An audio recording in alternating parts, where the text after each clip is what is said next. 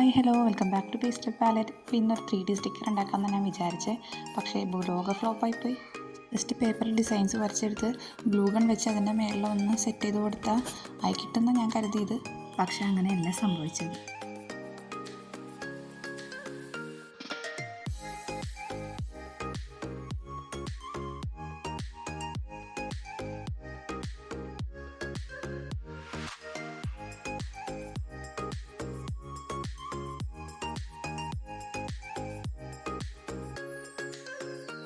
Glue gun apply ചെയ്തിട്ട് അതിൻ്റെ മേളിലൊന്ന് press ചെയ്ത് കൊടുക്കാമെന്ന് ഞാൻ കരുതിയത്, പക്ഷെ പ്രസ് ചെയ്ത് അതിനകത്ത് ഇങ്ങോട്ട് വിട്ടിട്ടുണ്ടായിരുന്നില്ല. ഇത് ഗ്ലൂ ഗൺ മാത്രം അപ്ലൈ ചെയ്തിട്ട് ജസ്റ്റ് ടാപ്പ് ചെയ്ത് കൊടുത്തപ്പോൾ സ്പ്രെഡായി ഒരു 3D എഫക്റ്റ് വന്നു. പക്ഷെ എൻ്റെ ഗ്ലൂ ഗണ്ണിൻ്റെ സ്റ്റിക്ക് വൈറ്റ് അല്ലാത്തതുകൊണ്ട് അതിൻ്റെ കളർ പിന്നെ ചേഞ്ചായി.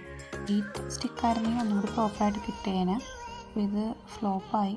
നമുക്ക് നെക്സ്റ്റ് എന്തായാലും ഇങ്ങനത്തെ ഒരെണ്ണം ചെയ്ത് നോക്കണം.